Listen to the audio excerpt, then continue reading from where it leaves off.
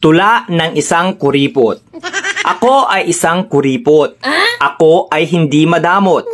Sa paggastos ako ay natatakot dahil pera ko ay hindi pinupulot. Kuripot ako at ipinagmamalaki ko na hindi ako umaasa kahit kanino. Okay lang kung magkuripot man ako dahil pera ko naman ang sinisinop ko. Ang pagiging kuripot ay hindi masama hanggat di ka nanloloko ng kapwa.